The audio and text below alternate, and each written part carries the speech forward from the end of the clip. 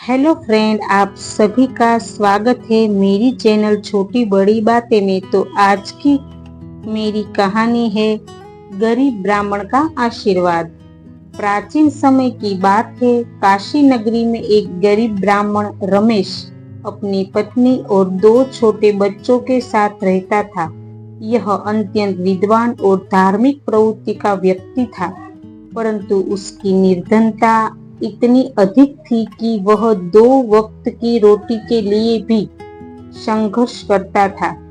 फिर भी उसने कभी अपने धर्म और संस्कारों से समझौता नहीं किया।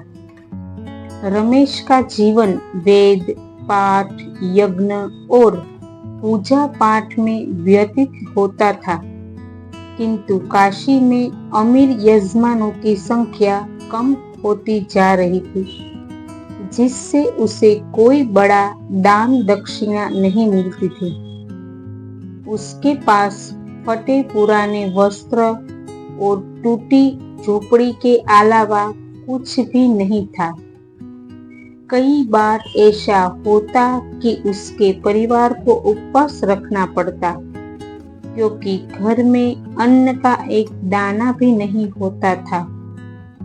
एक दिन काशी के राजा ने घोषणा की कि वह अपने राज्य में सभी विद्वान ब्राह्मणों को बुला रहे हैं। जो भी ब्राह्मण शास्त्रों में निपुण होगा और राजा को संतुष्ट करेगा, उससे स्वर्ण मुद्राएं और भूमि प्रदान की जाएगी। यह खबर सुनकर कई ब्राह्मण राजमहल की ओर जाने लगे, लेकिन रमेश अपने भाग्य से निराश था। उसने सोचा, मैं तो गरीब हूँ, मेरे पास अच्छे वस्त्र भी नहीं है। राजा के दरबार में जाने का क्या लाभ। परंतु उसकी पत्नी ने कहा, आप विद्वान हैं, आपका ज्ञान ही आपकी असली पहचान है। राजा को कपड़ों से नहीं, बल्कि आपकी विद्या से प्रभावित होना चाहिए। पत्नी की बातों से प्रेरित होकर रमेश भी राजमहल की ओर चल पड़ा। राजमहल में राजा ने सभी ब्राह्मणों से कठिन शास्त्रीय प्रश्न पूछे। कई ब्राह्मण उत्तर नहीं दे पाए, परंतु जब रमेश की बारी आई तो उसने पूरे आत्मविश्वास से राजा के सभी प्रश्नों के उत्तर दिए। राजा उसकी विद्वता से अत्यंत प्रभावित हुआ और उसे 100 स्वर्ण मुद्राएं और 2 गांव दान में देने का निर्णय लिया। लेकिन तभी दरबार में बैठे एक अमीर मंत्री ने कहा, महाराज, यह ब्राह्मण देखने में बहुत गरीब है। उसके फटे पुराने वस्त्र उसके सम्मान को कम कर रहे हैं। क्या यह सच में इतने बड़े इनाम के योग्य है?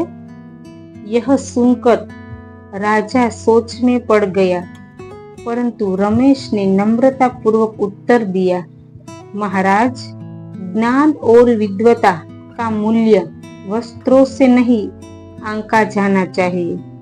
यदि मैं धनवान होता तो क्या मेरे ज्ञान में वृद्धि हो जाती, और यदि मैं गरीब हूँ तो क्या मेरा ज्ञान कम हो जाएगा? राजा को उसकी बात समझ में आ गई और उसने रमेश को इनाम देने की घोषणा कर दी। परंतु रमेश ने हाथ जोड़कर कहा, महाराज, मुझे केवल इतना चाहिए जिससे मेरे परिवार का पालन पोषण हो सके और मैं अपने धर्म का पालन करता रहूं। कृपया मुझे अधिक धन न दे, क्योंकि धन अधिक होने पर मनुष्य अहंकारी हो जाता है। रमेश की विनम्रता देखकर राजा अत्यंत प्रसन्न हुआ। उसने रमेश को पर्याप्त धन देकर विदा किया। जब रमेश घर लौटे तो उसकी पत्नी और बच्चे बहुत खुश हुए। कुछ समय बाद उसी मंत्री को एक भयंकर रोग हो गया। वैद्यों ने कहा कि यह रोग किसी गरीब ब्राह्मण के शुद्ध आशीर्वाद से ही ठीक हो सकता है। राजा को तुरंत रमेश की याद आई। उन्होंने उसे बुलाया और मंत्री के ठीक होने के लिए प्रार्थना करने को कहा। रमेश ने मंत्रों का जाप किया और अपने तपोबल से मंत्री को आशीर्वाद दिया। आश्चर्यजनक रूप से मंत्री कुछ ही दिनों में पूरी तरह स्वस्थ हो गया। अब मंत्री को समझ में आ गया कि धन से सब कुछ नहीं खरीदा जा सकता, बल्कि सच्चे आशीर्वाद की शक्ति सबसे महान होती है। और हमें ये शिक्षा मिलती है कि इस कहानी से हम यह सीख मिलती है कि सच्चा सम्मान धन या वस्त्रों से नहीं, बल्कि विद्या और चरित्र से मिलता है। गरीब ब्राह्मण रमेश की ईमानदारी, विनम्रता और ज्ञान ने न केवल राजा का हृदय जीत लिया, बल्कि उसके आशीर्वाद ने मंत्री के प्राण भी बचाए। इसीलिए हमें सदैव धर्म और सद्गुणों के मार्ग पर चलना चाहिए।